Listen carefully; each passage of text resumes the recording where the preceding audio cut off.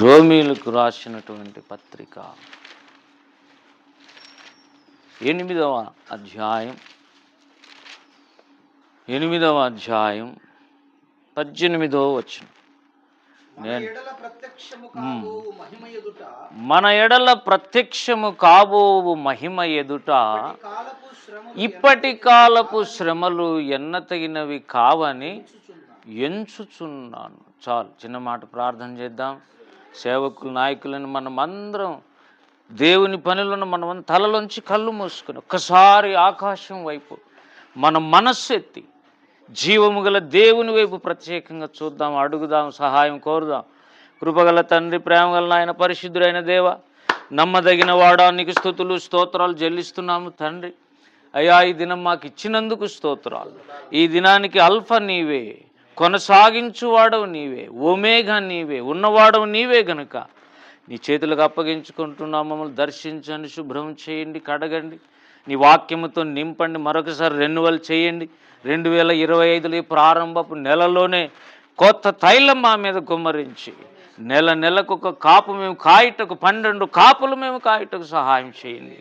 ఓ మా తండ్రి, ఈ సంవత్సరమును దయాకిరీటముగా ధరింప చేయువాడా, ఈ సంవత్సరం ప్రతి ఒక్కరి తల మీద దయాకిరీటముగా ధరింప చేయండి. మమ్మల్ని దర్శించండి, నడిపించండి, మీరే మహిమ పొందుమని సాతాను క్రియలేషణలో బంధించి వేస్తూ మహిమ మేఘం మా మీద ఉండి నడిపించమని యేసునామములో అడుగుతున్నాము తండ్రి, ఆమేన్. ఆమేన్. ఎవరైనా మళ్ళీ ఒకసారి చదవండి. మన ఎడల ప్రత్యక్షము కాబోవు మహిమ ఎదుట ఇప్పటి కాలపు శ్రమలు ఎన్నదగినవి కావని ఎంచుచున్నాను. స్త్రీల నుండి కూడా ఒకరు,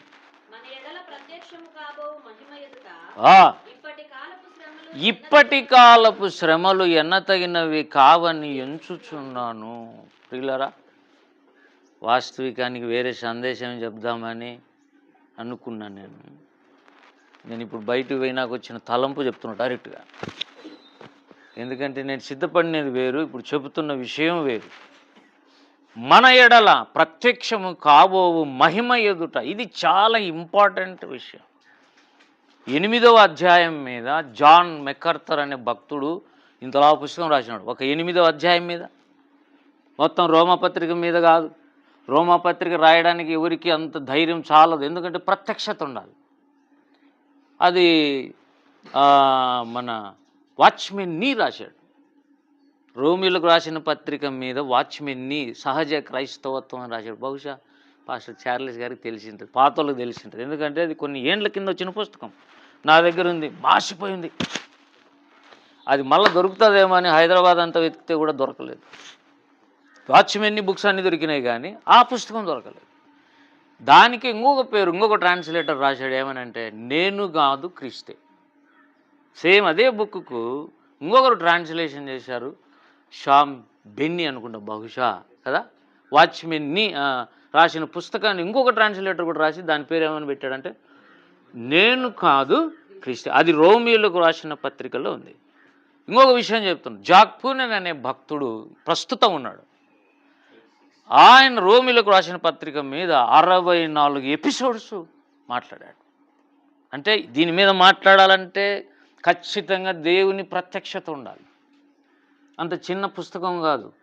జాక్ పూనెన్ గారు ఏం చెప్తారంటే, సంపూర్ణ సువార్త ఇందులో ఉంది అన్నాడు అని ఒక మాట చెప్పాడు. సంపూర్ణ సంఘాలని చెప్పుకుంటున్న వారు కూడా, అంటే మా సంఘం పేరు కూడా ఏంటి, అగాపే ఫుల్ గాస్పల్ చర్చెస్.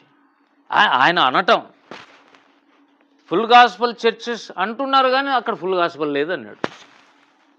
కానీ అదంతా ఎక్కడుంది అంటే రోమిలకు రాసిన పత్రికలో ఉందని డిక్లేర్ చేశాడు. ఒక క్యాసెట్లో సగం 8 అధ్యాయాలు ఒకటి, 16 అధ్యాయాలు కదా, 2 8 అధ్యాయాలు ఒకటి, 8 అధ్యాయాలు ఒకటి, 2 విషయాలు 2 భాగాలుగా ఉన్నటువంటి 16 అధ్యాయాలను ఒకటే క్యాసెట్లో కూడా మాట్లాడాడు. ఒకవేళ డీప్గా వెళ్ళిపోవాలంటే 64 ఎపిసోడ్స్ ఇంగ్లీష్లో ఉంటాయి. ఇవి ఎందుకు చెప్తున్నానంటే, జాన్ మెకర్థర్ అనే భక్తుడు ఒక 8వ అధ్యాయాన్ని ఇంతలా పుస్తకం రాస్తే నా దగ్గర ఉండింది. అది హైదరాబాద్లో. రంజిత్ అన్న మా ఇంటికి వచ్చినప్పుడు, నేను హైదరాబాద్లో ఉన్నప్పుడు, అంటే ఎప్పుడంటే దాదాపు 2001లో మా ఇంటికి వచ్చినప్పుడు, ఆయన కూడా పుస్తకాల అంటే చాలా ఇష్టం. ఆయనకు ఇట్లా ఊరికి చూసి తమ్ముడు ఈ పుస్తకం కావాలన్నాడు. అది ఇచ్చాను.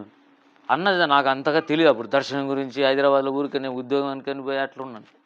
అప్పుడు చెప్పాను, అన్న మీరు చదివినాక మళ్ళీ ఇవ్వాలన్నా. నాకు తెలియదు, వీడేం మనిషి అనుకున్నాడేమో తెలియదు. ఎందుకంటే ఆయన ఇప్పుడు తెలుసు మనకు, కొంత గ్రహింపు ఇప్పుడు ఉంది. మళ్ళీ నేను ఆ పుస్తకం తెచ్చుకున్నాను.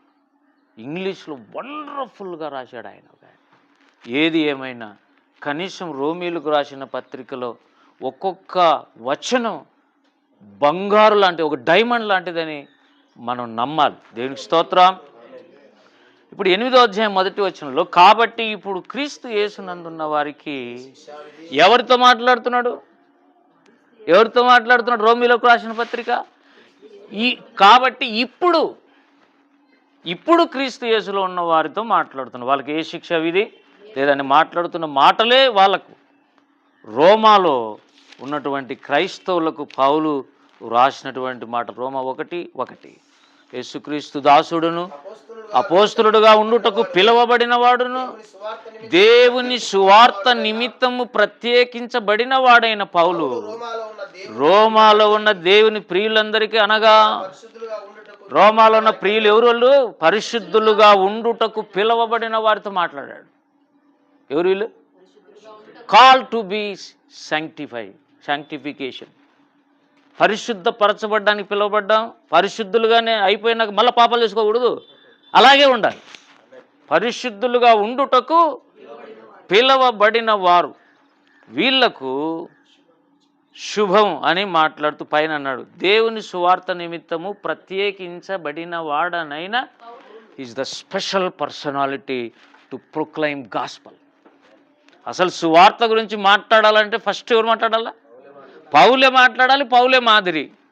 మరి రోమీయులకు రాసిన పత్రికలు సువార్తను మెయిన్ థీమ్ అని అర్థం. మెయిన్ థీమ్ ఏంటి? సువార్త రోమాలో గాస్పల్, అది కూడా ఫుల్ గాస్పల్. 1వ వచనంలోనే చాలా సువార్తను గురించి రాశాడు. 1:15 రోమా పైన కాగా నా వలన అయినంత మట్టుకు రోమాలోని మీకును సువార్త ప్రకటించుటకు అంతకంటే పైన నేను రుణస్థుడను. గ్రీసు దేశస్థులకు, గ్రీసు దేశస్థులు కాని వారికి, జ్ఞానులకు, మూఢులకు నేను రుణస్థుడను. నేను అప్పు చేశాను అంటున్నాడు. రుణస్థుడని అంటే వాళ్ళకి రుణం తీర్చుకోవాల్సిన అవసరత ఉండే వాళ్ళు ఎవరు? జ్ఞానులు, మూఢులు. వాళ్ళిద్దరి దగ్గర నేను అప్పు చేశాను, రుణం ఉంది, రుణం తీర్చుకోవాలి. ఎలా తీర్చుకోవాలి? సువార్త ప్రకటించుట ద్వారానే తీర్చుకోవాలి. హల్లెలూయా. రెండవది, మీకు సువార్త ప్రకటించడానికి నేను సిద్ధంగా లేననడంలా, రెడీగా ఉన్నాను. I'm very prepared person to proclaim the gospel. ఏమన్నాడు? నేను సిద్ధంగా ఉన్నాను అంటే మైండ్ ఎట్లా ఉంది? బాడీ, మైండ్ అండ్ స్పిరిట్ రోమాలో సువార్త ప్రకటించ ఎంత శక్తివంతంగా, నా వలన ఎంత అవుతుందో అంత. దేవునికి స్తోత్రం కలుగును గాక అని అన్నాడు. తర్వాత 16లో సువార్తను గురించి అంటే మెయిన్ థీమ్ ఏం కనపడుతుందండి? సువార్త పక్షంగా నేను రుణస్థుడను, సువార్త చెప్పడానికి సిద్ధంగా ఉన్నాను, సువార్తను ప్రకటించడానికి నేను సిగ్గుపడివాడను. ఎందుకంటే సువార్త గురించి సిగ్గుపడడానికి ఇది మామూలు వ్యక్తులది కాదు, ఇది సాక్షాత్ సృష్టికర్త విషయం. సువార్త ప్రకాశం, దాని పేరేం పేరు? సువార్త ప్రకాశం అంటే ఇది వెలుగు, నథింగ్ బట్ వెలుగు. సువార్త ప్రకాశము ప్రకాశించకుండునట్లు అన్నాడు.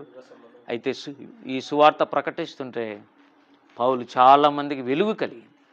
దేవునికి స్తోత్రం కలుగునుగా. కనుక మెయిన్ థీమ్ ఏంటంటే సువార్త.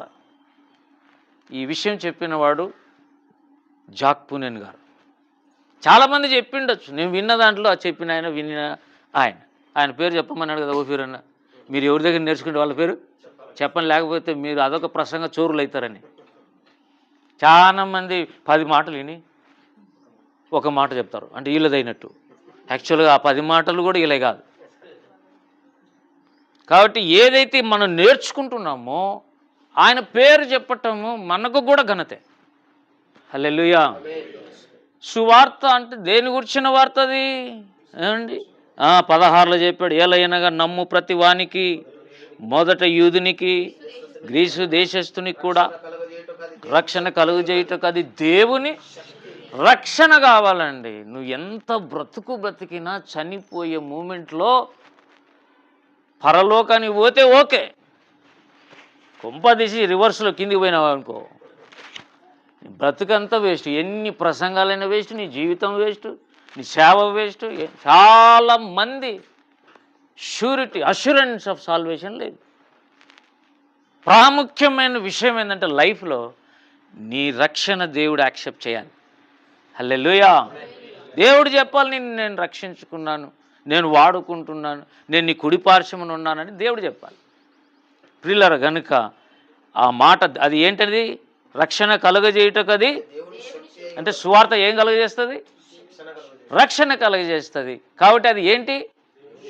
God's power. దేవుని స్తోత్రం కలుగును కాదు. మన కరెంటులా కాదు, ఈ పవర్ కాదు, అది ఇది పవర్ లేకుండా చేసింది ఈరోజు. అంతే, ఏదో ఒక చీకటి చెట్టు దాడి కాకపోతే అది దేవుని సేవే కాదు. హల్లెలూయా. అయితే ఇది 17లో ఎందుకనినా నీతిమంతుడు విశ్వాసం మూలముగా జీవించునని వ్రాయబడిన ప్రకారం విశ్వాసం మూలముగా అంతకంతకు విశ్వాసము కలుగునట్లు దేవుని నీతి దేని యందు? సువార్త యందు బయలుపరచబడతా ఉంది. ఎలా? విశ్వాసం మూలముగా విశ్వాసం అంతకంతకు. వింటున్నారా? దేవుని స్తోత్రం కలుగునుగా. అంటే ఈ సువార్త విషయంలో నువ్వు నమ్మితేనే జరుగుతుంది. దేవుని స్తోత్రం కలుగునుగాక. విశ్వాసం అనేది కూడా విశ్వాసం మూలముగా విశ్వాసం అంతకంతకు కలగాలి. అదేంటది? అది ఇది బాగా ఆలోచన చేద్దాం ఈ దినం. ఎందుకంటే రోమా పత్రికకంతా మనం పొందుకోవాలంటే ఇది కీవర్డ్స్. విశ్వాసం మూలంగా నీతిమంతుడు జీవిస్తాడు. ఇది చాలా చోట్ల ఉంది. పాత నిబంధనలో నుండి కదా, అబ్రహాం కాడి నుంచి అతడు దేవుడిని నమ్మాను కనుక అది నీతిగా ఆడ స్టార్ట్ అయితే ప్రవక్తల గ్రంథాల్లో కానీ కొత్త నిబంధనలో కానీ ఎక్కువగా దేవుడు మాట్లాడినాడు ఏ మాట అంటే ఇదే, నీతిమంతుడు. ఇదే మాటతోటే సంస్కరణ ప్రారంభించబడింది. మార్టిన్ లూథర్ స్లోగన్ ఏంటి? నీతిమంతుడు విశ్వాసం మూలముగా జీవించు. విశ్వాసంతో స్టార్ట్ కావాలి ఏదైనా. దేవునికి స్తోత్రం. అయితే విశ్వాసం మూలముగా విశ్వాసం అంతకంతకు అంటే అర్థం ఏంటి? నాకు తెలిసిన విషయము, దేవుడు నేర్పిన చిన్న విషయం చెప్తున్నా. మీరు కూడా లేఖనాలు పరిశోధించి నమ్మండి. విశ్వాసం అనేది రూట్. ఇక్కడ విశ్వాసం మూలం అంటేనే రూట్. అది మెయిన్ ఫౌండేషన్. దాని మీద అంతకంతకు ప్రతిదాన్ని విశ్వసిస్తూ వెళ్తే చివరికి నీకు ఫుల్ గాస్పల్ అందుతుంది. దేవుని స్తోత్రం కలుగును గాక. అందుకే ఇక రక్తాన్ని విశ్వసించమన్నాడు. ఊరుగడ చెప్తున్నా. శిలువను విశ్వసించమన్నాడు. శిలువ అంటే ఆయన మరణం, ఆయన భూస్థాపన, ఆయన పునరుద్ధానం. తర్వాత ఆత్మ మూలంగా 8వ అధ్యాయంలో స్టార్ట్ అయింది. మొత్తం 16వ అధ్యాయం వరకు సూచాయిగా ఆయన పరిచయం చేసుకుంటూనే బైబిల్లో పౌలు రాశాడు. దేవునికి మహిమ కలుగును గాక. హల్లెలూయా. పిల్లలు ఇప్పుడు మూలవాక్యంలోకి డైరెక్ట్గా వస్తుండే 8వ అధ్యాయం. ఇప్పుడు చదివినటువంటి లేఖన భాగం మూలవాక్యం కాబట్టి సారికి ఆడికి వస్తుండాలి మనం. ఏమండి చదవండి ఇప్పుడు 8.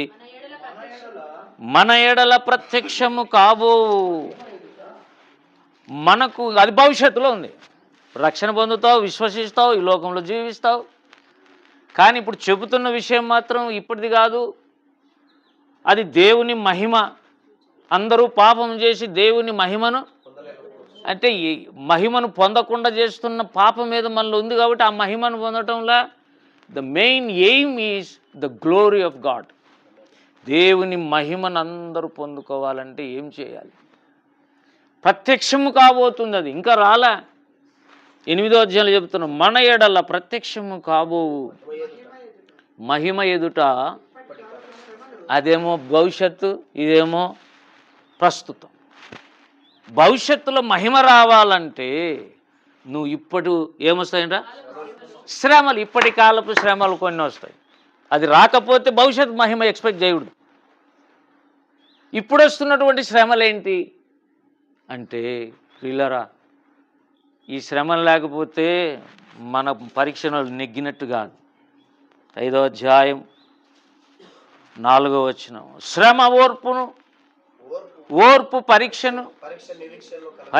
నిరీక్షణను కలుగజేయునని ఎరిగి శ్రమలయందు అతిశయ పడుదు. పైనేముంది 2లో, మరియు ఆయన ద్వారా మనము విశ్వాసం వలన ఈ కృపయందు ప్రవేశము గలవారమై.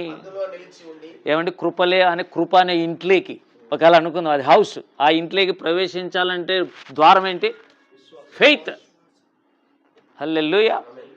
దాంట్లోంచి ప్రవేశిస్తే ఆ కృప అనే ఇంట్లోకి వెళ్ళిపోతాం.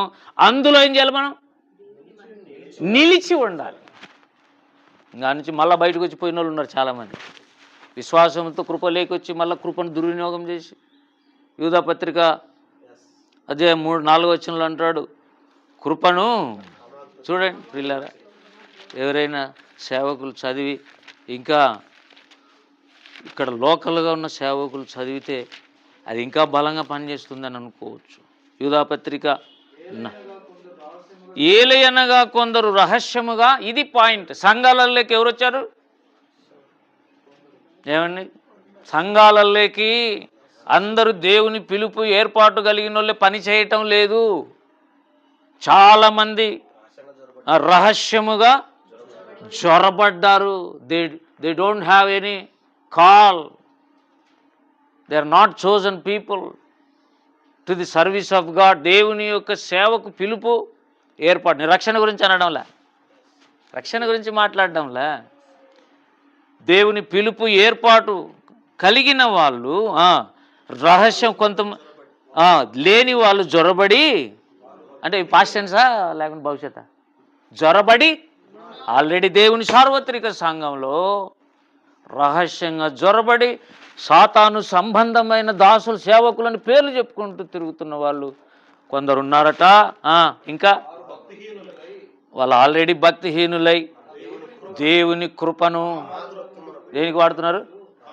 దేవుడు కృప చూపించి నీకు చేసిన మేళ్లను దేనికి వాడుతున్నావు? మిస్యూజ్ చేసి కామాత్రత ఒక పక్క లోపల వ్యభిచారం చేసుకుంటూ, జారత్వం చేసుకుంటూ, దేవునికి విరోధమైన కార్యాలు జరుగుతూ, ఇంకా నేను భక్తుని అనుకుంటూ లోపల పనిచేస్తున్నట్టు కనబడుతున్నారు. దుర్వినియోగం. ఇదేని కృపను బాగినండి. ఇప్పుడు చదివిన మాట అయితే విశ్వాసం ద్వారా కృపలోకి మనం ప్రవేశించి అందు నిలిచి, అంటే మన కృపలోకి ఎలా ప్రవేశించాం? యేసును విశ్వసించాం. యేసు = రక్ష. ఇప్పుడు సువార్త. హల్లెలూయా. పౌలు చెప్పిన 2 పనులు చెప్పాలి ఇక్కడ. అపోస్తుల కార్యాలు 20వ అధ్యాయం. దయచేసి మనం జాగ్రత్తగా ఏందో, మనమేమో పెద్ద స్పీకర్లమేమి కాదు. Just we are discussing about the word of God. దేవుని వాక్యాన్ని పరిశీలన చేస్తున్నాం. అపోస్తుల కార్యం 20వ అధ్యాయంలో 2 మాటలు మనం కనపడతాయి. ఏంటంటే కృపా సువార్త. చదవండి. ఇది కృపావాక్యం. పైన 24. అయితే దేవుని కృపా సువార్తను గురించి సాక్ష్యం ఇచ్చుట ఎందు. చాలు. ఏం సువార్త అది? కృపా సువార్తను సాక్ష్యం చెప్పడానికి పట్టణాలు తిరిగినాడు. ప్రతి పట్టణంలో శ్రమలే. 22. ఇదిగో నేను ఇప్పుడు ఆత్మయందు బంధించబడిన వాడనై యెరూషలేముకు వెళ్ళుచున్నాను. అక్కడ నాకు ఏమేమి సంభవించినో తెలియదు, కానీ బంధకములను శ్రమలు నా కొరకు ప్రిపేర్ అయి ఉన్నాయి. అవి ఒక ప్లాన్లో డెవిల్ ఉన్నాడు. పౌలు వెళ్ళడానికి వాటికి సిద్ధపడి దేవుని ఆత్మచేత ప్రేరేపించబడి పోవాలనే దానికి ఇంకొకరు ప్లాన్ కూడా అక్కడ ఉంది. ఎవరిది? సాతానుది. వాడు బంధకాలను శ్రమలను నా కొరకు కాచుకొని ఉన్నవి పరిశుద్ధాత్మ ప్రతి పట్టణంలో నాకు. అంటే పౌలు ఎక్కడికెక్కడికి వెళ్ళినాడో ఆ పట్టణాలలో అంత సాతాను ఒక ప్లాన్ కలిగే ఉన్నాడు. ఏ పట్టణాలు నేను అందుకే చెప్తున్నా, సువార్త ప్రకటించడానికి కానీ దేవుని వాక్యానికి చెప్పడానికి కానీ నువ్వు ఎక్కడికైనా పో, దేవుని ఆత్మ నడిపింపుతో పో. హల్లెలూయా. లేకపోతే వాని ప్రణాళికలు, బంధకాలు, వ్యూహాలు మనకు తెలియదు. కొన్నిసార్లు అనిపిస్తుంది గొర్రెలంటే సాధు స్వభావం, గొర్రెలంటే ఇంకొక భాషలో ఏం తెలియని వాళ్ళు కూడా, ఏం తెలియని వాళ్ళని ఏమంటాం, వాడు ఎర్రి గొర్రె, వానికి ఏం తెలుసు అంటాం. కానీ మరి ఎందుకన్నాడు దేవుడు ఏం తెలియని వాళ్ళని అన్నాడా గొర్రెలంటే? కాదు, సాధు స్వభావం. దేవుని స్తోత్రం కలుగునుగా. Mild people. ఏదైనా అటాక్ చేస్తే ప్రొటెక్షన్ చేయలేనంత బలహీనులు వాస్తవికానికి. అందుకే వాటి కాపరి కావాలి. హల్లెలూయా. ఏమండి యేసు ప్రభు ఎవరు? కాపరి. ఎందుకంటే ఖచ్చితంగా కాపరి లేకుండా గొర్రెలు ఉండలేవు. ఏమండి నాయకుడు లేని జనులు చెడిపోతారు. కాపరి లేని మంద చీల్చబడుతుంది. అసలు తోడేళ్ళు లోపలికి వస్తాయి. తోడేళ్ళు అంటే ఇవి వేరే జంతువులే కానీ వేరేది. గొర్రెల మీద నాలుగు కాళ్ళు దీంట్లో కూడా ఉంటాయి. సేమ్ అంతా విశ్వాసులాగే ఉంటారు, నాయకుల్లాగే ఉంటారు. దేవుని పిలుపు ఏర్పాటు ఉండదు. కన్నీటి జీవితం, ప్రార్థన జీవితం లోపల ఉండదు. అయితే ఆశ్చర్యం, ఈ మాట కూడా ఇక్కడే చెప్పాడు చూడండి. అపోస్తలుల కార్యం 20వ అధ్యాయంలో ప్రియులారా 29 నేను వెళ్ళిపోయిన తరువాత ఈ పాయింట్ మధ్య పెట్టుకోవాలి. ఎప్పుడు నువ్వు నిజంగా నీకు దేవుని పిలుపు ఏర్పాటు, ఒక సంఘం నీకు స్థాపించబడి ఉండి కొన్ని గొర్రెలు దేవుడు నీకు అప్పగిస్తే ఖచ్చితంగా కొంతకాలానికి ఏమొస్తాయి. అయితే ఇక్కడ పౌలు ఏమంటాడు, నేను వెళ్ళిపోయినాక వస్తాయి కానీ నేను ఉన్నంతవరకు రావు. నేను వెళ్ళిపోయినాక వస్తాయంటే అర్థం ఏంటి? నేనున్నంత వరకు ఎవరిని రానినని అర్థం. హల్లెలూయా. క్రూర మృగాలు ఒక్కటి కూడా ఎంటర్ కావడానికి వీల్లేదు. ఎందుకంటే నేను కంచె వేసి ఉన్నాను, జాగ్రత్తగా కాపాడుతున్నాను. 28లో దేవుడు తన స్వరక్తం ఇచ్చి సంపాదించిన, చాలాసార్లు సేవకులు ఈ మాట అంటారు, నా సంఘం, నా సొంత సంఘం, మా సొంత తల్లి సంఘం. అసలు తల్లి భూమి మీద ఆడుంది. చాలామంది ఇది చెప్తున్నారు, తల్లి సంఘాన్ని విడిచిపెట్టి పోవద్దు అంటే. స్థానిక సంఘానికి నువ్వు తల్లి తండ్రి మాట్లాడు. అసలు భూమి మీద అసలు తల్లి ఎక్కడుందట? గలతీ పత్రికలో ఉన్నాడు, పైనున్న యెరూషలేము, అది మనకు తల్లి. హల్లెలూయా. All saints are belongs to the heavenly Jerusalem. Whatever the denomination may be, ఏదైనా నువ్వు డినామినేషన్గా, కానీ మనందరికీ తల్లి ఎవరు? ఆ దేవుడు తన స్వరక్తం ఇచ్చి సంపాదించిన తన సంఘమును కాయుటకు ఎవరు నియమించారు? Who appointed you as a pastor to your church. మనం అనుకుంటున్నాం వాళ్ళు వీళ్ళు భక్తులు. ఏమన్నాడు ఇక్కడ? పరిశుద్ధాత్మ మిమ్మును దేనియందు అధ్యక్షులుగా ఉంచెనో ఆ యావత్తను మందను గూర్చి మీ మట్టుకు మిమ్మును గూర్చి ఒకటి ఉండాలి, జాగ్రత్త. హెచ్చరిక చేస్తున్నాడు దేవుడు. జాగ్రత్త, బీ కేర్ఫుల్. జాగ్రత్త. దేని గురించి? యావత్తును మందను గురించి జాగ్రత్త. వాళ్ళనందరిని భద్రపరుచుకుంటా నువ్వు పోయినావు అనుకో కష్టం. నీ మట్టుకు నిన్ను గురించి కూడా జాగ్రత్త. కాబట్టి ఇవన్నీ చెబుతూ పైన ఉన్నాడు. కృపా సువార్త కిందికి వచ్చేమన్నాడు ఇప్పుడు అన్న చదివినది ఏంటి? కృపా వాక్యమునకు మిమ్మును బాగినండి. ఈ కృపా సువార్త అన్న యేసుక్రీస్తే, కృపా వాక్యం అన్న యేసుక్రీస్తే. హల్లెలూయా. ఆయన ఒక వ్యక్తి కనుకనే, సువార్త అన్న యేసు కనుకనే, వాక్యం అన్న యేసు కనుకనే ఇక్కడ ఏమన్నాడు? మిమ్మును అప్పగించుచున్నాను. అంటే ఇప్పుడు పాస్టర్ ఎవరు? దేవుని స్తోత్రం కలుగునుగా. Gospel is your pastor. వాక్యము నీ పాస్టర్. యేసు ప్రభు అంటే బేసిక్ చెప్పినప్పుడు సువార్తలా కనపడుతుంటాడు. మొత్తం యుగములలో తరములలో మరుగు చేయబడిన మర్మాలు చెప్పినప్పుడు ఆయన వాక్యంలాగా ఉంటాడు. అందుకే 2 మాటలు వాడాడు. 24లో కృపా సువార్త, ఇక్కడ ఏమన్నాడు? ఎన్నో వచ్చిన అది 32లో ఇప్పుడు దేవునికి తండ్రి దేవునికి కృపావాక్యానికి మిమ్మల్ని అప్పగించిపోతున్నాను నేను. దేవునికి స్తోత్రం కలుగును కాక. ప్రియులారా, కనుక ఆ రోమా 8లో ఉన్నటువంటి విషయం కీ పాయింట్, సెంటర్ పాయింట్ ఏమని మాట్లాడుతున్నాడంటే, మన ఎడల, మనం అంటే అందరూ అనుకోవద్దండి దయచేసి. చాలామందిలా మనం అనేతలకి చాలా హ్యాపీ, ఎల్ఈఎఫ్లో ఒప్పుకోరు. నువ్వు ప్రార్థన చేసుకొని నోరు మూసుకొని నీ సొంత ప్రార్థన చేయి. నువ్వు పాపం, ఒక ఆయన అన్నాడు పాస్టర్ ఒకడు ప్రార్థన చేస్తున్నాడు ఎల్ఈఎఫ్లో, మా పాపములను క్షమించు అంటే ఆయన నేను చేయలే, నువ్వు చేసినవేమో అన్నాడు. నువ్వు చేసినవేమో, నేను చేయలే బాబు, మనం అనద్దు. నువ్వు చేసినవేమో పాపం, నేను చేయలే. మనమని ఎందుకంటావు? ఒప్పుకునేటప్పుడు నీది ఒప్పుకో, చెప్పుకునేటప్పుడు నీదే చెప్పుకో, మమ్మల్ని కలపద్దు.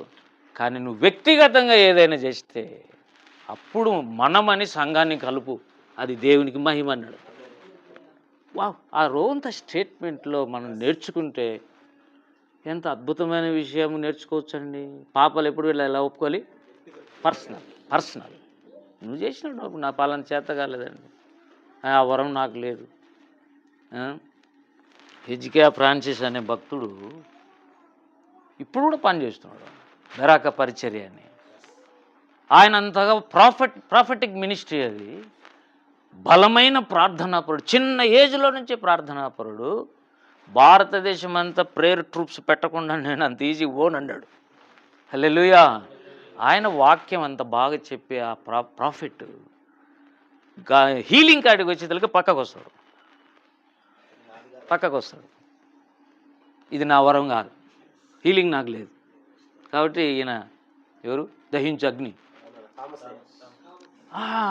ఆయన ముందుకు రండి బ్రదర్, మీరు ముందుకు రండి, ఇది హీలింగ్ జరపండి, దేవుని ఆత్మ బలంగా నిన్ను వాడుకును కాక అని పక్కన కూర్చుంటాడట. అదే తెలుసు, అదే హెజ్కియా ఫ్రాన్సిస్ దగ్గర ట్రైన్ అప్ అయిన వ్యక్తి ఎవరు? థామస్ అయ్య. అంటే తాను చెబుతున్న వాక్యానికి ఎన్నైనా ప్రాఫెసీలు చెప్తాడు, ఎన్నైనా మాట్లాడతాడు. యూత్ను ఎక్కువగా పట్టుకుంటున్నాడు ఆయన ఈ కాలంలో, ఆ ప్రాంతంలో, సౌత్ ఇండియాలో, పక్క తమిళనాడు, కేరళ అంతా. కానీ అతని పనికి అడ్డం రాకుండా నువ్వు కొద్దిసేపు హీలింగ్ మినిస్ట్రీ చేయి బ్రదర్ అంటే చాలామంది బాగైనారు. అప్పటి నుంచే ఆయన మెల్లిగా ఆంధ్రప్రదేశ్కి వచ్చి, రాజమండ్రికి వచ్చి సెటిల్ అయినాడు. హల్లెలూయా. బ్యాక్గ్రౌండ్లు తెలియాలి మనకు. బ్యాక్గ్రౌండ్ తెలియకుండా మాట్లాడితే ఆయన ఎవరు మనకు అర్థం కాదు. మనం ఒకసారి పాస్టర్ యేసు పాణ్యం పక్కన ఏం ఊరది? కొనిదేడులో ఒకసారి మీటింగ్ పెట్టాలని పోయినాం. ఆ స్థానిక సంఘ కాపురి దాదాపు 50 మంది 100 మంది ఉంటారేమో ఆ సంఘంలో. అది దహించు అగ్ని బ్రాంచ్, అది. వాటికి వెళ్ళి వాక్యం వినిపించుకున్నాడు ఆయన. మేము పోయినాము కానీ అన్నీ గలిబిల్లే. ఈ నుంచి స్టార్ట్ అయ్యి మాకు అర్థం కాదు. కొన్ని టైర్ పంచర్ అయింది, కారుకు టైర్ పంచర్ అయింది. అది వేసుకొని లేట్ అవుతుందేమని అక్కడికి పోతే ఆడ కరెంట్ లేదు, వచ్చినాక చెప్దామంటే టైం పోతుంది కానీ రాదు. సరే, అప్పుడు ఆయనకు ఒక దర్శనం ఈయనే చూపించినాడు. ఒక దేవత పని చేస్తుంది ఆడ, అది బ్లూ కలర్లో ఉంది అని అంటే మాకు అర్థం కాక గమ్మ ఉంటుంది. తర్వాత ఎప్పుడైతే ప్రార్థన చేసి బంధించామో దేవుని పని జరిగింది. హల్లెలూయా. అంటే దేవుని పని అంటేనే సైతం పారిపోడు, ముందు అడ్డం వస్తాడు వాడు. ఆ అడ్డాన్ని తొలగించుకోవాలి.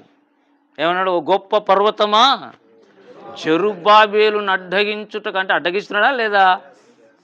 ప్రియులారా, ఈ టైంలో మన ఎడల ప్రత్యక్షము కాబో ఒక మహిమ ఉంది. అది మన ఎడల. ఎవరు మనం అంటే క్రీస్తు యేసునందు ఉన్నవారు. హల్లెలూయా. అందరం చేతులైతే హల్లెలూయా చెప్దాం. హల్లెలూయా. యేసులో నీవు ఉండటమే మెయిన్ భాగ్యం. దాన్నే మోషే అంటాడు, యెహోవా రక్షించిన నిన్ను పోలినవాడు ఎవడు? పోలికే లేదు అసలు నీకు రక్షణగానే ఉంటే. తర్వాత అభిషక్తుడు అయితే ఇంకా అద్భుతం. దేవునికి స్తోత్రం. ప్రియులారా, నిన్ను పోలినవాడెవడు? యెహోవా రక్షించిన నిన్ను పోలినవాడెవడు? నీ భాగ్యం ఎంత? మనమేం అనుభవిస్తున్నామండి భాగ్యం? రక్షణ పొందినామని చెప్పేవాళ్ళు ఎక్కువ ఉన్నారు, కానీ ఏం అనుభవిస్తున్నావు భూమి మీద? ప్రభువా, ప్రతి అనుభవం నాకు కావాలి అని అంటే అప్పుడు అంటాడు, విశ్వాసం మూలముగా అంతకంతకు విశ్వాసము కలుగునట్లు నువ్వు ముందుకు సాగాలి. హల్లెలూయా. ప్రియులారా, హల్లెలూయా చెప్దాం. ఇప్పుడు ఏమైపోయిందంటే అష్యూరెన్స్ లేదు. దేవుడు పిలిచినాడా లేనా అనేది అష్యూరెన్స్ లేదు. నేను సేవకు రాకముందు దగ్గర 8-10 మంది ప్రాఫెసీలు చెప్పినారు. నేను పట్టించుకోలేదాన్ని.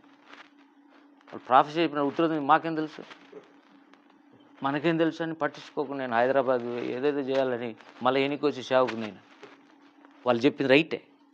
హల్లెలూయా. దాదాపు 10 మంది. దాంట్లో మన చార్లెస్ గారి భార్య కూడా ఉంది. పరిమళ ప్రవచనం కూడా చెప్పింది. నేను రాసుకున్నా డైరీలో ఎవరెవరు చెప్పిన వాళ్ళ పేర్లు ఏంటి. ఈశ్వరెడ్డి పాస్టర్ కూడా చెప్పాడు, నువ్వు బాగా వచ్చిన తర్వాత దేవుడు నిన్ను వాడుకుంటాను. అప్పుడు భయంకరమైన మరణ పడక మీద ఉండాలి. మన ఎడల ప్రత్యక్షము కాబోవు మహిమ అంటే ఒక మహిమ ప్రత్యక్షం కాబోతుంది. ఎవరికి? క్రీస్తు యేసునందు ఉన్నవారికి. ఆ మహిమ ఎదుట ఇప్పటి కాలం అంటే ఆ మహిమను చూశాడా లేదా? పౌలు ఏం చూశాడు? మహిమను చూశాడు. అందుకే ఆ మనిషికి భూమి మీద ఉండే శ్రమలు లెక్క లేదు. ఇప్పుడు చెప్తున్నా, అసలు శ్రమలు అంటే ఏంది మనం అనుకునేటియా? ఇప్పటి కాలపు శ్రమలు అంటే ఏంటివి? బైబిల్లో ఉన్న శ్రమలు. హల్లెలూయా. ఇప్పుడు ఊరికి సూచయగా కొంతమంది పేర్లు చెప్తున్నాను. వాళ్ళ జీవితాల్లో జరిగిన శ్రమలు ఈ అంచె దినాల్లో జరగబోతున్నాయి. నువ్వు దాంట్లో నిలబడాలంటే ఆ మహిమను చూడాలి. నువ్వు చెప్పుకోవడం కాదు, మినిస్ట్రీ పెట్టుకోవడం. ఎవరు చూసినా ఒక మినిస్ట్రీ చెప్పుకో. అసలు ఏమేమో ఎన్ని మినిస్ట్రీస్ ఉన్నాయో లెక్కలేదు. ఒకవేళ బయట తీస్తే కొన్ని లక్షలు ఉంటాయేమో. ప్రతి ఒక్కరు వాళ్ళే ఫౌండర్ అండ్ ప్రెసిడెంట్. వాళ్ళే ఫౌండర్ అండ్ ప్రెసిడెంట్. సంఘం ఏముండదు పెద్దగా. కనీసం 50 మంది అన్న ఉంటే యాక్సెప్ట్ చేయొచ్చు.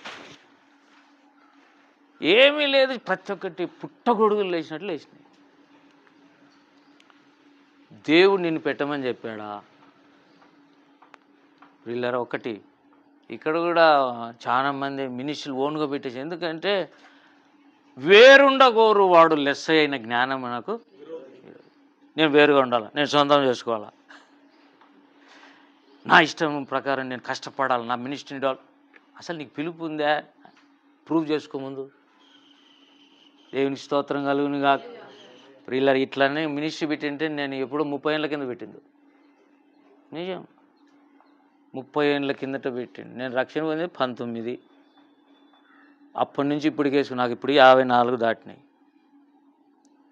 దాదాపు 30 సంవత్సరాలు. కానీ ఓఫీర్ మినిస్ట్రీస్లోనే ఉన్నా. దేవుని మహిమ కలుగును గాక. అయితే దైవజనుడు ఎందుకు అంతగా ముందుకు పోతున్నాడు అంటే దర్శనం. దైవజనునికి ఉండేది ఏంటి? దేవుడు నిన్ను పిలిస్తే ఖచ్చితంగా నీకు ఒక దర్శనం ఇచ్చి ఉండాలి. మోషేకు దర్శనం ఇచ్చి పిలిచినట్టు, పౌలుకు దర్శనం ఇచ్చి పిలిచినట్టు. పౌలు ఏమన్నాడు? ఆ దర్శనానికి వేరు నేను అవిధేయుడను.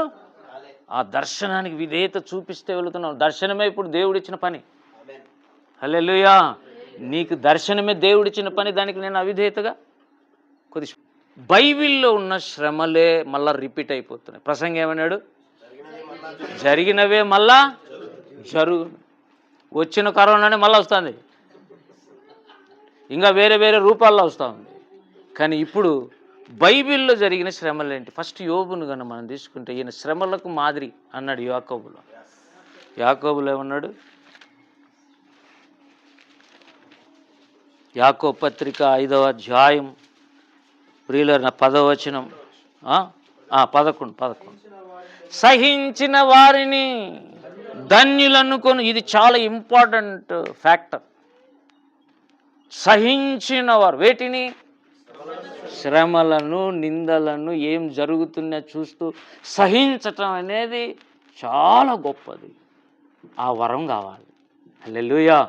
అది ఫస్ట్ ఎవరికి వచ్చింది? యోబుకు. యోబుని ఎందుకు హైలైట్ చేశాడు? ఫ్యామిలీస్తో శ్రమపడ్డాడు. హల్లెలూయా. మోషేలాగా ఒక్కడు కాదు, ఏలియాలాగా ఒక్కడు కాదు, పౌల్లాగా ఒక్కడు కాదు.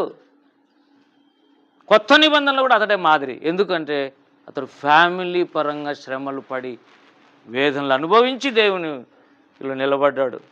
23 యోబు 23 అంటాడు ఏమని, ప్రియులరా నేను శోధించబడి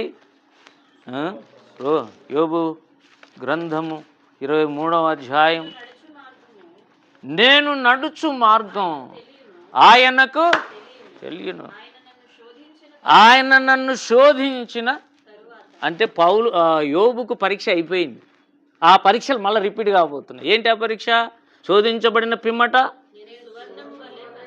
అంటే దేవుడు శోధించాడు యోబును? ఒక్క మాటలో అడుగుదాం. అవును, మొత్తం ఉన్న 40 అధ్యాయాల్లో యోబు శోధనకు గురయ్యాడు. దేవుడు అనుమతి ఇచ్చాడు, శోధనకు గురయ్యాడు, శోధన సహించాడు, ధన్యుడయ్యాడు. దేవుని స్తోత్రం. ప్రియులారా ఈ మాట జ్ఞాపకం చేసి, ఎక్కడ శోధించబడ్డాడు? With family. అందుకే హైలైట్ చేశాడు యాకోబు పత్రికలో యోబుని తీసుకొచ్చి కొత్త నిబంధనల మాదిరిగా పెట్టడానికి కారణం రాబోయే శ్రమలు, ఇప్పటి శ్రమలు కదా, కాబోయే ఆ ప్రత్యక్షము కాబోయే ఆ మహిమ ఎదుట ఇప్పటి కాలపు ఇప్పుడు వచ్చే శ్రమలు చెప్తున్నాను వరుసగా ఊరికే సూచాయిగా పైన యోబు శ్రమలు రాబోతున్నాయి. యోబు శ్రమలు అంటే ఫ్యామిలీతో నీ కళ్ళ ముందరనే నీ భార్యను పట్టుకుంటారు, ఏం చేస్తావు? ఇప్పుడు చెప్తున్నాం మనం లీగల్ అయ్యి పక్కన పెట్టండి, అవి మళ్ళీ చూద్దాం. రేపు పొద్దున మొత్తం గవర్నమెంట్ చేంజ్ అయ్యే శాసనమే వస్తుంది, క్రైస్తవులు తీసేయండి అని. అప్పుడేంటి? అప్పుడు రంజిత్ అని చెప్తున్నాడు, మీరు ఇప్పుడు నేర్చుకోకపోతే రేపు పొద్దున ప్రభువా ఈ దాసుని ఈ వ్యక్తిని క్షమించునైనా అని వాడేమో లాక్కపోతుంటాడు, నీ భార్యను లాగుతుంటాడు, నువ్వేం చేస్తుంటావు? ప్రార్థన చేస్తుంటావు అన్నమాట. ప్రభువా ఈ వ్యక్తి నుండి నా భార్యను తప్పించు అని తెలుగు. ఇటు చూస్తే ఉండడు, కళ్ళు తెరిచి చూస్తే నీ భార్య ఉన్నదో నువ్వు అంతే సంగతులు. అయితే ఆ కాలం అయితే ఒకటి ఉంది. యోబు పిల్లలను, నేను చెప్తాను, విపరీతంగా పిల్లల్ని ప్రేమించిన వాళ్ళంతా పిల్లలు పోగొట్టుకున్నారు. విత్ ఎక్స్పీరియన్స్ అని చెప్తున్నా. ఒక ఆమె మా సంఘంలో ఉంది, గతంలో కూడా అక్కడ ఉండింది. ఆమె కొడుకులంటే విపరీతమైన ప్రేమ. పెద్దోన్ని గుంటూరులో చదువుతున్నాడు, వాడిని భలే ప్రేమించింది. చివరికి వాడు ఒకరోజు అన్నం తినేవాడిని ఫ్రెండ్స్ తీసిపోయి ఆ బసాపురం చెరువులో ముంచి చచ్చిపోయినాడు. వాడు ఇంత పిల్లాడు. ఆమె ఏడ్చిన ఏడుపు కళ్ళ ముందు ఉంది. 3 రోజులు ఏడ్చింటుంది. వాడి మొక్కం అంతా పురుగులు తినేసినాయి. వాడు ఎప్పుడు ఫ్రెండ్స్తో పోనోడు, ఆ రోజు పోయినాడు. ఎంత కాచుకునే కుదరలే, ఎందుకంటే విపరీతమైన ప్రేమ. ప్రియులారా మనం గమనిస్తే ఫస్ట్ ప్రేమించాల్సినోడు ఎవరు?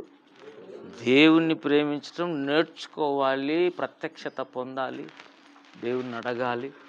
ప్రభు అప్పుడు నువ్వు కరెక్ట్గా పిల్లల్ని ప్రేమిస్తావు, లేకపోతే నువ్వే జడగొడతావు, నువ్వు అనుకుంటున్నావు. కాబట్టి ఇక్కడ మనం జ్ఞాపకం చేసుకుంటే యోబు శ్రమపడింది ఎక్కడ? ఎవరినైతే 10 మందిని కాపాడుకోవాలనుకున్నాడో ఆ 10 మందిని పోయినారు. చూడండి యోబు గ్రంథం 1వ అధ్యాయం. వాళ్ళు పోతారనే భయం లేకపోతే నువ్వు ఎందుకు ప్రార్థన చేస్తున్నావు ప్రతిరోజు?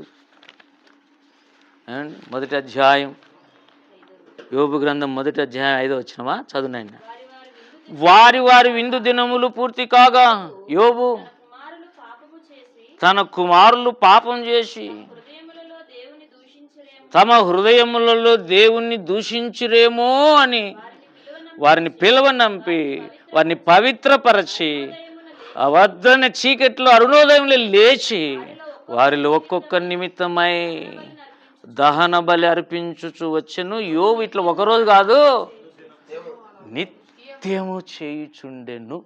మార్నింగ్ ప్రేయర్లో ఒక్కొక్క పిల్లని చుట్టూ కంచె వేశాడు, బలి పీఠం కట్టి ఒక బలి నర్పించాడు. పెద్ద బిడ్డను రక్షించు, రెండో బిడ్డను రక్షించు, మూడో బిడ్డను రక్షించు, కాపాడు, చుట్టూ కంచె వేయి అనుకుంటూ ఎంతమంది ఉన్నారు? 10 మంది. మగపిల్లలు ఆడపిల్లలు మొత్తం అందరి చుట్టూ ఏం చేస్తున్నాడు? కంచె. మన భాషలో ఇది పదన పూట లేచి దేవుని స్తుతించి వాళ్ళను దేవుని చుట్టూ వాళ్ళ చుట్టూ దేవుని కంచె వేయటం. అంటే ఎప్పుడు వేయాలి? పద్దన పూట వేస్తే మంచిది, ఎందుకంటే ఆడ అరుణోదయం అని ఉంది. ఉదయం పూటనే పిల్లల మీద కనుక కంచె పడితే నీ ప్రార్థన దేవుడు వింటే ఆ కంచె నిజంగా ఉంటే వాళ్ళకి ఏం కాదు.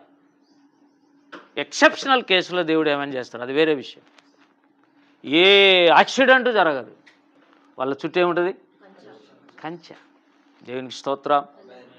ఒకసారి నేను ఈయన్ని మన చేకూరి పుల్లయ్య డాక్టర్ చదివిలే లాడ్జి ఆడ వచ్చి సడన్గా ఈడికి లారీ వచ్చింది, ఇటు తిప్పేసినాను.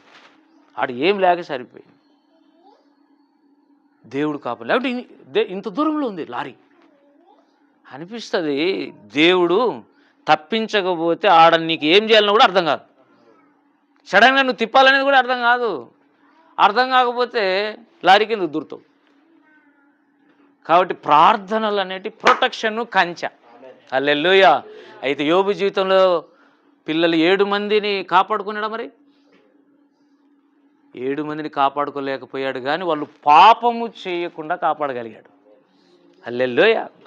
వాళ్ళు పాపం చేయకుండా కాపాడుకోగలిగారు. చనిపోయిన ఈ 10 మంది ఎక్కడ ఉంటారు? వాళ్ళు పరదైసులో మళ్ళీ రేపు కనపడతారు యోబుకు. అందుకే మళ్ళీ 10 మందిని ఇచ్చాడు, ఎందుకంటే డబల్ అన్నాడు కదా. దేవుని స్తోత్రం కలుగును గాక. భవిష్యత్తులో కాబోయే ప్రత్యక్షము ఆ మహిమ ముందు ఇప్పటి కాలపు శ్రమలలో నెంబర్ 1 నీ ఫ్యామిలీతో ఎదుర్కొనేది ఉంది. ఫస్ట్ నువ్వు నీ కుటుంబాన్ని బలం చేసుకోకపోతే రేపు పొద్దున కష్టపడతావు. నువ్వు ఒక్కనివే ప్రయాసపడద్దు, నీ భార్యతో పంచుకో. నేను అందుకే ఈరోజు చాలా వేరే వేరే ఆలోచనలు ఉండే. కొన్నిసార్లు వాడు కూడా పని చేస్తుంటాడు, నేను కూడా ఉన్నాను అంటాడు. సరే ఉంటే ఉన్నవులే అని మనం బలం తెచ్చుకోవాలి. హల్లెలూయా. సేవకు రాండ్రా సదస్సు అని పెట్టినాం. ఈరోజు 3 కారణాలు ఉన్నాయి. ఈరోజు ముహూర్తాలు ఉన్నాయి ఫుల్గా, తెలుసా మీకు? ఈరోజు ఫుల్ పెళ్ళిళ్ళ ముహూర్తాలు ఉన్నాయి. ఏమన్నా బెంగళూరులో గొప్ప దైవజనుడు వచ్చినాడంట, మళ్ళీ ఇంకొక ప్రాబ్లం లోకల్గా ఎవరి వాళ్ళ దగ్గర కొన్నిసార్లు ప్రార్థనలు ఉంటాయి. రావాలని ఏం లేదు, బలవంతం ఏం లేదు. నడిపించిన వాళ్ళు ధన్యులు అనిలే. ఎవరు మన ఆనంద్ పాస్టర్. దేవుని స్తోత్రం కలుగును గాక. కుటుంబాన్ని బలపరుచుకోవలసిన దినాలు. Share with your wife, share with your husband. హల్లెలూయా. వాళ్ళని కూడా పట్టుకుని వచ్చి ఇక్కడ కూర్చోబెడితే నువ్వు చేసి సేవ ఏందో వాళ్ళు చూడాలి, లేకపోతే ఆడిపోయినావు అంటారు వాళ్ళు. అందరి భర్తలనేమి భార్యలు నమ్మటంలా, అందరు పాశ్రమాలను భర్తలు నమ్మటంలా. ఎమిగినోళ్ళు ఒక మాట ఏంటంటే చాలామందికి నమ్మకాలు లేవు భార్య భర్తల మీద, ఒకరి మీద ఒకరు. భర్త చేసే సేవ మీద ఏమకు నమ్మకం లేదు, ఏమో ఇంటికాడ ఉండి కుటుంబం చూసే విషయంలో ఆయనకు నమ్మకం లేదు. నమ్మకం లేని వాళ్ళు ఏమీ చేయలేవు.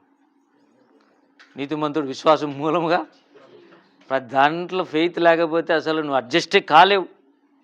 దేవుని స్తోత్రం. కుటుంబ పరంగా వెళ్ళి శోధించబడినోడు యోబు. శోధించబడిన పిమ్మట ఎక్కువ చెప్తున్నాను దీని గురించే.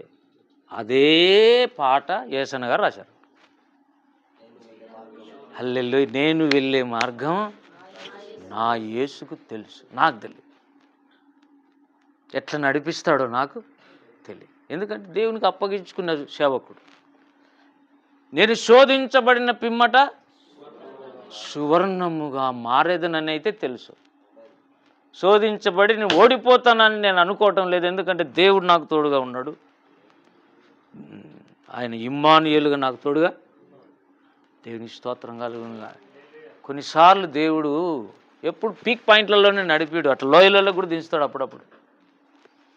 అక్కడ నేర్చుకుంటాం చదువు. దేవుని స్తోత్రం కలుగునుగా. మేము 31 రాత్రి వాక్యం చెప్పుకుని యెహోవా కొరకు ఎదురు చూచువారు నూతన బలము పొందుదురు. వాళ్ళు పక్షిరాజు వలె రెక్కలు చాపి పైకి ఎవరు ఎగురుదురు?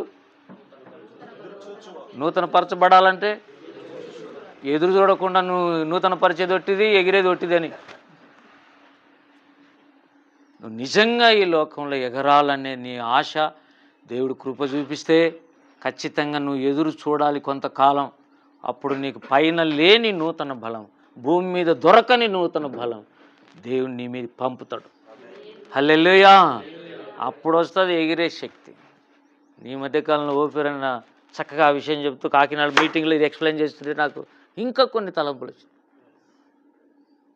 రెక్కలు చాపి పైకి ఎగరడం అంటే రెక్కలు అనగా గాయాలు అన్నాడు. ఎవరు గాయాలు పొందుతారో వాళ్ళే ఎగురుతారు అన్నాడు. ఈ మా పాయింట్ మీరు కూడా వినింటారు కొంతమంది.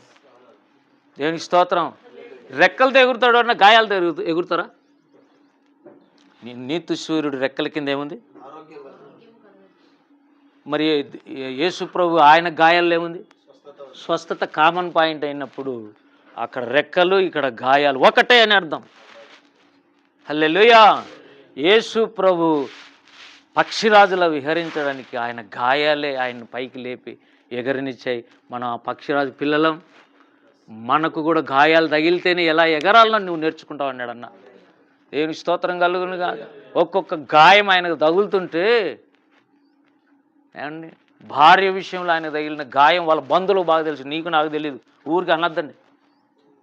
అన్న గురించి చాలామంది నెగిటివ్ అనుకుంటున్నారు, కానీ నీకేం తెలుసు? లోతుకు దిగిపోయి చూడు. మమ్మల్ని రక్షణలోకి నడిపించిన దేవరాజు సార్ అని ఉండే కడపలో.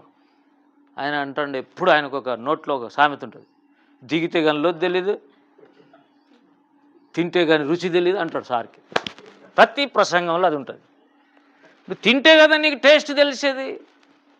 రెండోది, నువ్వు దిగితే కదా లోతు ఎంతో తెలిసేది. పైన కూర్చొని చాలా లోతా అంటే లోతో ఒట్టి లోతో అబ్రహాము అన్న కొడుకు, నీకేం తెలుసు? దిగు. దేవునికి స్తోత్రం. కాబట్టి కుటుంబపరమైన శ్రమలు చూడకుండా నువ్వు దేవుని మహిమ నీకు ప్రత్యక్షం కాదు అని దేవుడు ఇండైరెక్ట్గా మాట్లాడుతున్నాడు. రోమా 8 ఎంత అండి అది వచనం? 18వ వచనం. రెండవది ఊరికి చెప్తుంది, ఫాస్ట్ కాదు, మెయిన్ కాబట్టి అది చెప్పినాం నొక్కి. షడ్రక్ మెషేద్ అబేద్నెగోల మాదిరి నిన్ను అగ్ని వంటి శ్రమల్లో పడేసే కాలం రాబోతుంది. వాళ్ళకు భార్య పిల్లలు లేరడా, వాళ్ళంతా యవనస్తులు, యంగ్ ఫెలోస్కి వచ్చినటువంటి శోధనలు, యవనస్తులైన సేవకులకు వస్తున్న శోధనలు ఏమొస్తాయి? అగ్నిలో నిన్ను వేసే కాలం వస్తుంది. అగ్నియే పరీక్షించును వాని పని కదా. కొరింథీ పత్రిక 3వ అధ్యాయంలో ఉన్నాడు, ప్రతి వాని పని మీ మినిస్ట్రీ వాళ్ళు, మీ నాయకుడు, మీ పాస్టర్ పరీక్షించడు. ఎవరు పరీక్షిస్తాడు? అగ్నియే పరీక్షించును. దేవుని స్తోత్రం కలుగును కాదు. దేవుని అగ్ని వంటి శ్రమలు మనిషి విశ్వాసాన్ని పరీక్షిస్తాయి. అందుకే శ్రమ ఓర్పును, ఓర్పు పరీక్షను, పరీక్ష నిరీక్షణ ఏంటి? ఇప్పుడు ఆ పొందబోయే మహిమ. దేవుని స్తోత్రం కలుగును కాదు. ఆ నిరీక్షణ రావాలంటే ముందు నువ్వు శ్రమ, ఓర్పు పరీక్ష నిరీక్షణ నీలో కలిగించాలి. మనలో పుట్టించకపోతే మనం భ్రమలోనే బ్రతుకుతాం, కానీ ఎత్తబడం. ఎందుకంటే ఈ శ్రమల గురించి మనకు పెద్ద ఐడియా లేదు. సంఘాలన్నీ ఏం చెప్తున్నాయి, చాలా వరకు సేవకులు ఏం చెప్తున్నారు, మనకు శ్రమలే ఉండవు అంటే నాకు అనిపిస్తుంది, పరీక్షలే ఉండవు అంటే పిల్లలకి ఎట్లుంటుంది? 10th క్లాస్ వాళ్ళకి కానీ, ఇంటర్మీడియట్ వాళ్ళకి కానీ, డిగ్రీ చదివే వాళ్ళకి కానీ పరీక్షలే ఉండవు మీకు అంటే ఏం వేస్తారు? ఎగిరి సడన్గా కరోనా శ్రమ వస్తేనే చాలామంది ఫిల్టర్ అయిపోయారు. ఒకరు అన్నారు, ఎవరో ఎక్కువ సేవకులు చచ్చిపోయినారు సార్ అని. అవునా కదా? ఎందుకు? పరీక్షలో మరి ఏమైందో దేవుడు వికెట్ తీసుకుని. ఎందుకంటే ఎక్కువ కాలం ఉంటే వాళ్ళు ఇంకా నష్టపోయి పాతాలను పోయే అవకాశం ఉంటుంది. వెంటనే తీసుకుంటే కొన్నిసార్లు ముందే పరీక్ష రాకముందే పాస్ అయినట్టు. కరోనాలో అందరూ పాస్ అయ్యలే. కరోనాలో ఇంటర్మీడియట్ అందరూ ఫస్ట్ ఇయర్ సెకండ్ ఇయర్ అందరూ పాస్. వాళ్ళేం పరీక్ష రాయలే. పాపం వాళ్ళని పాస్ చేసింది కరోనా. వాళ్ళని పాస్ చేసింది. మనకేమో వ్యాధి మాదిరి కనపడుతుంది. ఆ ఇంటర్మీడియట్ వాళ్ళందరికీ ఎట్లా కనపడుతుంది అది? ఏరా ఉదయ్, మా ఉదయ్ ఆ టైంలో జంప్ అయిపోయినాడు ఇంటర్మీడియట్. చాలామంది పాస్ అయ్యి ఇప్పుడు డిగ్రీలు చేస్తున్నారు. అంటే ఒక పరీక్ష వస్తే ఏమన్నాడు? శ్రమ అంటే ఎక్కువ కష్టపడితే పరీక్షకి నిలబడతావనే కదా అదా. ఎక్కువ కష్టాలను నువ్వు గన ఫేస్ చేస్తే నిలబడతావు, లేకపోతే నిలబడలేవు. ఈ దినం అదే రోమా పత్రికలో నుంచే దేవుడు మాట్లాడుతున్నాడు. షడ్రక్ మెషేద్ అబేద్నెగోలకు పరీక్ష టైం వచ్చింది. అనౌన్స్ చేశారు, ఏంటి, ఇక విగ్రహానికి మొక్కకపోతే ఎత్తి అగ్నిగుండం లేస్తామని. నిలబడ్డారు. వాళ్ళ విశ్వాసాన్ని కాపాడుకోవాలంటే ఎత్తి అగ్నిగుండంలో వేయాలి, వేశారు. ఇప్పుడు శ్రమలు వచ్చినాయా రాలేదా? పరీక్ష లేదు కాదు, ఉన్నాయి. శ్రమలు మనకు లేవు క్రైస్తవులకు అని చెప్పటంతో అందరూ హ్యాపీగా ఉన్నారు. సడన్గా నోటిఫికేషన్ వస్తుంది, ఎగ్జామ్స్ స్టార్ట్ అని. శ్రమల కాలం స్టార్ట్ అవుతుంది.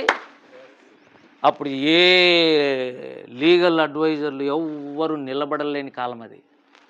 హల్లెలూయా. నీ విశ్వాసం ఒకటి నిలబడుతుంది. అందుకే ఏమన్నాడు, విశ్వాసమునకు కర్తయు, దాన్ని మళ్ళీ కంటిన్యూ చేయాలంటే ఆయనే ఉండాలి. విశ్వాసం కొనసాగించబడాలంటే ఆయనే ఉండాలి. షడ్రక్ మెషేద్ అబేద్నెగోలను అగ్నిలో నుండి కాపాడినాడు. కొంతమంది ఓన్లీ ఒక్కరే దానియేలు లాగా నిలబడతారు. కొన్ని శ్రమలు ఎట్లుంటాయంటే కలెక్టివ్గా వస్తాయి. షడ్రక్ మెషేద్ అబేద్నెగో కొంతమంది ఏమో ఒక్కరే దాడికి గురవుతారు. దానియేలు లాగా. దానియేలుని ఎక్కడేశారు?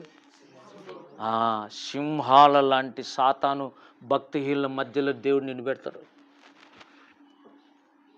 ఖచ్చితంగా. అప్పుడు ఆ సింహపు నోరులను గద్దించాలంటే నువ్వు నిర్దోషిగా దేవునికి కనపడాలి. హల్లెలూయా.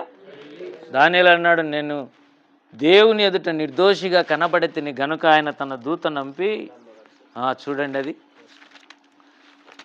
ఆకలి అవుతుంటే హల్లెలూయా చెప్దాం. అమ్మా చాలా అలర్ట్గా ఉన్నారు. దేవుని స్తోత్రం. దానియేలు గ్రంథం చదవండి. నేను నా దేవుని దృష్టికి బాబా, ఏమి స్టేట్మెంట్ అండి. చదవండి. ఆయన తన దూతను పంపించి 22వ వచనం అది, సింహములు నాకు ఏ హానియు చేయకుండా. అబ్బా, దేవుడు సింహాలు హాని చేయకుండా వాటి నోళ్ళు మూయించడానికి దూతను పంపడానికి కారణం దేవుని దృష్టికి నువ్వు బాగుండటమే తప్ప ఇంకోటిగా. హల్లెలూయా. మెయిన్ విషయం, మనం దేవుని దృష్టికి ఎలా ఉన్నాము, చుట్టుపక్కల వాళ్ళ దృష్టికి ఎలా ఉన్నాము, ఈ రెండు చూసుకుంటూ ఉండాలి. కొన్నిసార్లు దేవుని దృష్టిలోకి నిలబడాల్సి వస్తుంది. దానియేలు ఏ లోపము లేనివాడు. 6వ అధ్యాయము 4 చివర్లో, దానియేలులో తప్పు లేదు, లోపమును కనుగొనలేక. ఇది పర్ఫెక్షన్ అంటే, సంపూర్ణ సిద్ధి అంటే. సాధించిన వాళ్ళు వీళ్ళు. దానియేలు ఏమయ్యాడు? నిర్దోషిగా నిలబడ్డాడు. ఏ లోపము లేనోడు. ఎవడు? ఒక చోట ఉంది యాకోబు పత్రికలోనే 1వ అధ్యాయంలో, ఎవరికైనా జ్ఞానము నన్ను అడగండి, నేను జ్ఞానం ఇస్తాను, అప్పుడు మీరు సంపూర్ణులను అనునాంగులను ఏ విషయంలో కొదవలేని వారుగా ఉంటారు. ఆ జ్ఞానం, ఏ జ్ఞానం ఇది? సంపూర్ణత లేకి ఎక్కించే జ్ఞానం. కొదవగా ఉంటే నన్ను అడగండి. ఇదే జ్ఞానము చిన్నపిల్లలు స్టూడెంట్స్ ముందు చెప్పాలంటే వాళ్ళ పరీక్షలకు సరిపోతుంది. ఎవరికైనా జ్ఞానం కొదవగా ఉంటే నన్ను అడగండి అని స్టూడెంట్స్కి చెప్పచ్చు. కానీ సేవకులకైతే సంపూర్ణులు కావడానికి, అనునాంగులుగా ఉండడానికి. ఏమండి, మౌనం దాల్చారు? ఆకలి అవుతున్నదా? ఫస్ట్లోనే హల్లెలూయా ఇప్పుడు లేదేంది? ఆ టెంపో ఇప్పుడు లేదేంది? బ్యాట్ అయిపోయిందా? అంటే ప్రార్థన అయిపోయింది నా దృష్టిలో. మీ ప్రార్థన చాలు చేసినారా? అడుగుదాం దేవుడు. ఈ మాటలు హృదయాలు భద్రపరచాలనే ఇది వచ్చింది అనుకుంటున్నాను నేను. షడ్రక్ మెషేద్ అబేద్నెగోదేమో కలెక్టివ్గా కొన్ని శ్రమలు ఎదుర్కొన్నారు. కొంతమంది ఇండివిజువల్గా సేవకులే ఎదుర్కొంటారు. ఒక్కడే నిలబడాల్సి వస్తుంది దానియేలులాగా. అప్పుడు సింహాల మధ్యలో బ్రతికి పైకి రావాలి. దేవుని స్తోత్రం కలుగును గాక. ఏమండి, ఇంకా ఎన్నో ఉన్నాయి. పౌలుని ఎత్తుకుంటే చెరసాలలే. మనం ఊరికే చెప్తాం ప్రసంగాలు. నిన్ను తీసి అరెస్ట్ చేసి జైలు వేస్తే అప్పుడు నీ పరిస్థితి ఏంటి? ఒకసారి మన పాస్టర్ ఆనంద్ అడగంటే చెప్తాడు. ఒకసారి అన్నను 10 రోజులు జైలు వేసినాడు. అవునన్నా? నిజమన్నది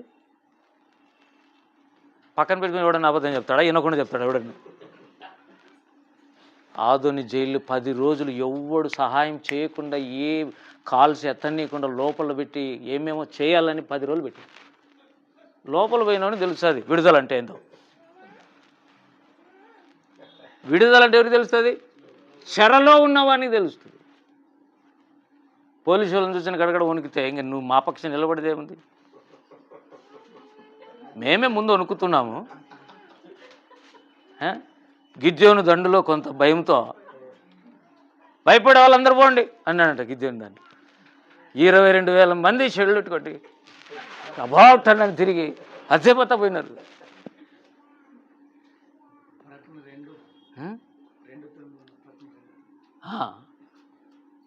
పిరికి వాళ్ళు ఫస్ట్ దేవుని రాజ్యంలోకి రాలేరు.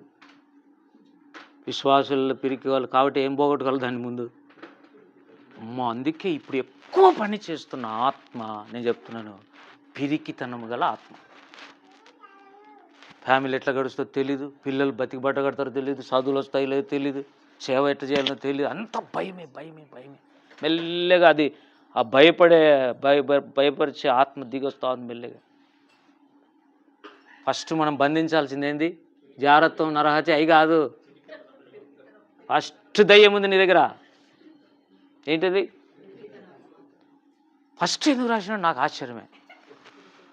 అంటే ఈడువాడు పక్కన వాళ్ళు మోనిడు, అది సంగతి. పిరికోళ్ళు అంటే అర్థమైంది. ఒక నెత్తి నీళ్ళలో వేసినామనుకో, వాడిని గడ్డకు తీసుకురావాలంటే ఖచ్చితంగా ఎవడో ఈత వచ్చినోడు దిగాల. కొంప తీసి ముందే దిగినాడు అనుకోవాడు, వీడు చచ్చిపోతాననే భయంతో వాడిని మెడ కరుచుకుంటాడు. ఈడు రాడు, వాడిని రానీడు. కాబట్టి ఎవడు ఈతగాడు నిజంగా వచ్చినాడు మునిగిపోయిన వరకు అమ్మ ఉంటాడు. దేవుడు కూడా అదే చేస్తున్నాడు. హల్లెలూయా. బాగా మునిగిపోయి ప్రభు నా వల్ల కాదని పూజారులు అంటుంటే ఇప్పుడు రక్షణలోకి నడిపిస్తున్నాడు. హైందవ సహోదరులు యేసు ప్రభు దగ్గరికి ఎందుకు వస్తున్నారంటే లాస్ట్ పీక్ పాయింట్లో పట్టుకుంటున్నాడు వాళ్ళని. వాళ్ళ సాక్ష్యాలు వినండి. ఆ జోషి బ్రదర్ చెప్తున్నాడు, చాలా బ్రదర్ జోషి అని ఆయన మంచి మంచి సాక్ష్యాలు చెప్తున్నాడు. హల్లెలూయా. కనుక ప్రియులారా, పౌలు ఎక్కడికి వెళ్ళినాడు? చెరలో నుంచి రాసిన పత్రికలు ఎక్కువ ఉన్నాయి. కానీ మనం ఎప్పుడు కూడా పోలీసు వాళ్ళని చూడలే, పోలీస్ స్టేషన్ వాళ్ళని చూడలే, నేను ఆ చెర ఉరువు చూడలే. కానీ నేను చూసినా, నా కథ చెప్పలే, అందరి కథ చెప్తాను. నేను చూసినాను అంటే నేను కూడా జైలు పోయినాడేమో అనుకోకండి. జైల్లో లేకపోయినా కడపలో సెంట్రల్ జైలు ఉంది. కడపలో సెంట్రల్ జైలు ఉంది. స్వార్థ ప్రకటించడానికి డాక్టర్స్ వాళ్ళు వీళ్ళు వచ్చేవాళ్ళు, వాళ్ళతో పాటు ఊరికి పోయేది అంతే. వాళ్ళు వాక్యం చెప్తున్నారు, ఆ ఖైదీలంతా వినేవాళ్ళు. కొంతమంది ఏడుస్తూ ఉంటారు, తల్లి భార్య బిడ్డలు చూడాలని. విడుదల అంటే అక్కడ చూడాలి. దేవుని స్తోత్రం. భోజనము బాగుంది. ఇప్పుడు బాగుండదంట, నాకు తెలీదు. ఎందుకంటే పాస్టర్ ఆనంద్ ఎక్కడ పోయినాడని చెప్పి ఆ లోపల ఏముందో ఫుడ్ మనకు తెలియదు. ఆడ ఫుడ్ అయితే సెంట్రల్ చర్చ్ 2 పూటలేనా? సెంట్రల్ జైల్లో మాత్రం ఫుడ్ బాగుంటుందంట. అది పెద్దది కదా, కడపది. గమనించింది ఏంటంటే చాలామందికి మెంటల్గా దెబ్బలు తగిలినాయి. బాగుండి ఉండి ఉండి జైల్లోకి వచ్చింటారు. సడన్గా భార్య పిల్లలు మతికి వస్తుంటారు. చూద్దామంటే పర్మిషన్ లేదు, వాళ్ళని పెద్దగా రానిరు. ఎట్లయిపోతారంటే మంచి మంచి ఫిజికల్గా ఫిట్నెస్ ఉండేవాళ్ళు కూడా మెంటల్గా వీక్ అయిపోయింటారు. వాళ్ళకు సువార్త చెప్తే త్వరగా యేసు ప్రభువుని అంగీకరిస్తారు. హల్లెలూయా. ఈ జైల్స్ మినిస్ట్రీ ఇప్పుడు క్యాన్సిల్ చేసినారు. లేదు, జైల్స్ మినిస్ట్రీ ఇప్పుడు క్యాన్సిల్ చేసినారు. ఎందుకంటే లోపల బయలు సువార్త చెప్తే అనేకులను మారుస్తున్నారని పర్మిషన్లు లేవు. కడపలో దానమయ పాస్టర్ అని ఉండే, ఆయన అన్ని జైళ్ళు తిరిగినాడు. ఆయన ఇక్కడికి కూడా వచ్చేవాడు కడప నుంచి. కానీ ఇప్పుడు పర్మిషన్ లేవు. నువ్వే జైలు సువార్త చెప్తామంటే ఎందుకంటే బీజేపీ ఒప్పుకోవద్దు దానికి. గవర్నమెంట్ మొత్తం అంతా వాళ్ళ చేతులు. సువార్తకు మెల్లమెల్లగా ద్వారాలు దేవుడు ఎప్పుడు ఇట్లా అనలా. బాగా వినండి, డోర్స్ ఇట్లా వేయటంలా స్లోగా ఇస్తున్నాడు. దేవుడు పర్మిషన్ ఇస్తున్నాడు. మనం ఏం చేస్తున్నాం అనేది చాలా ఇంపార్టెంట్. నీలో ఆ దైవాగ్ని రోంతైనా మండాలి. దేవుని స్తోత్రం. హల్లెలూయా. దేవుడు లేపాలి, దేవుడు ఉద్యోగం ఇవ్వాలి, దేవుడు నడిపించాలి. కనీసం నువ్వు ఏం చేయకపోతే ఇంట్లో కూర్చొని ఏడ్చాలని ఏడ్చాలి. దేవుని స్తోత్రం. పౌలు కొత్త నిబంధనలో పౌలు పొందినన్ని బంధకాలు, జైళ్ళు, చెరలు ఎవరు పొందలే. అది ఇప్పుడు మళ్ళీ రిపీట్ కాబోతుంది. సత్యం కోసం చిత్రహింస అనే పుస్తకం ఒకటి ఉంది.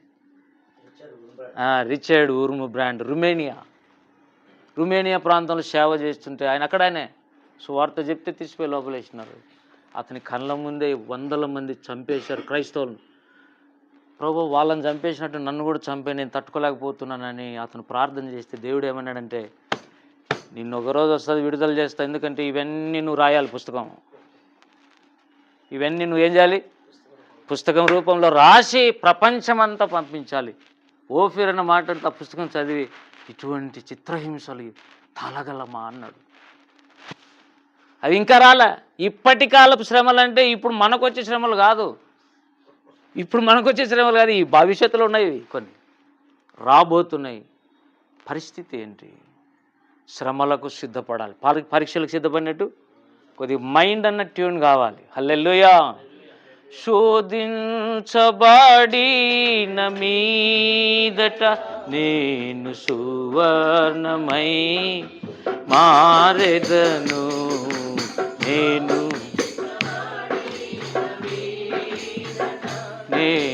సువర్ణమై మారెదను. హల్లెలూయా హల్లెలూయా హల్లెలూయా ఆమేన్. హల్లెలూయా హల్లెలూయా ఆమేన్. విశ్వాసనావసాగుచు పయనించు సమయాన నా ప్రభు, విశ్వాసనావ పయనించు సమయాన నా ప్రభు, సాతాను సుడిగాలి రేపగా నా ఎదుటే నిలిచేవనా ప్రభు, సాతాను సుడిగాలి నా ఎదుటే నిలిచేవనా ప్రభు. హల్లెలూయా హల్లెలూయా హల్లెలూయా ఆమేన్. హల్లెలూయా హల్లెలూయా ఆమేన్. నేను వెళ్ళే మార్గం నా యేసుకే, మళ్ళా నేను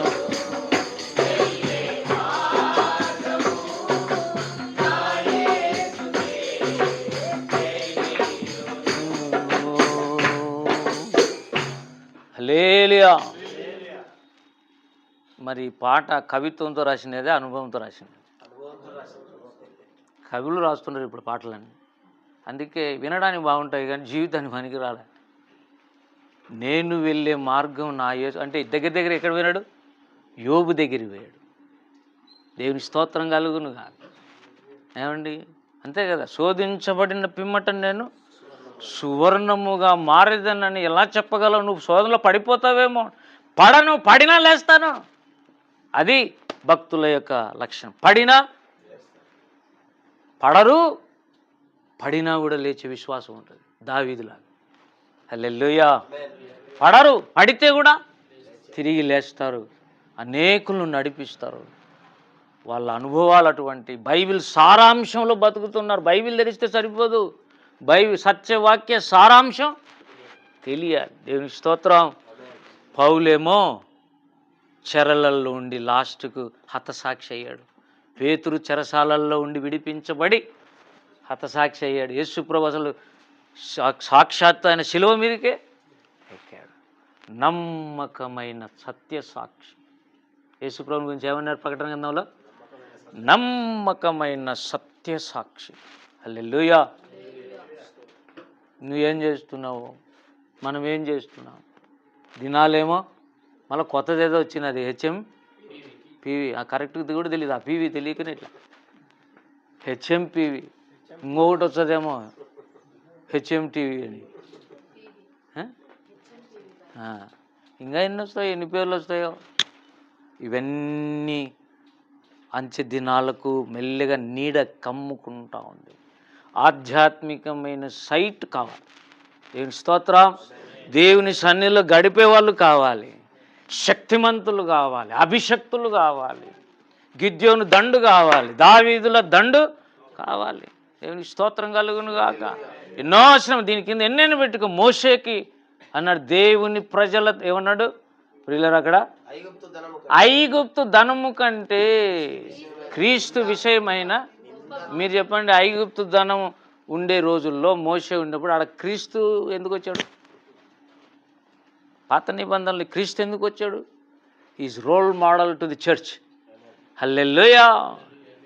మళ్ళా అన్నాడు, ఐగుప్తు ధనము కంటే క్రీస్తు విషయమైన, మళ్ళా ఏమన్నాడు, అల్పకాల పాప భోగము అనుభవించుట కంటే, కొంతకాలం ఎంజాయ్ చేయి, లోకం కావాలనేమో పో, కానీ దానికంటే దేవుని ప్రజలతో, వాళ్ళతో కొద్ది శ్రమలు, వాళ్ళతో కొద్ది నిందలు, ఎవడేమనుకునే భయపడకుండా నిలబడడం, దేవునిలో స్థిరపరచబడ్డం అనేది మోషే లైఫ్లో శ్రమలు లేవు అతనికి. దేవుని ప్రజలతో ఏమని ఊహించాడు? ఇది ఇంకా ఆశ్చర్యం. బయట శత్రువులతో కాదు, దేవుని ప్రజలతోనే శ్రమలు వస్తాయి కొన్నిసార్లు. కొంతమంది సత్యాన్ని ఫుల్గా అంగీకరించారు, సగమే తెలిసి ఉంటుంది, వాళ్ళు నిన్ను బాధ పెడతారు. అంత తెలిసిన ఫీలింగ్.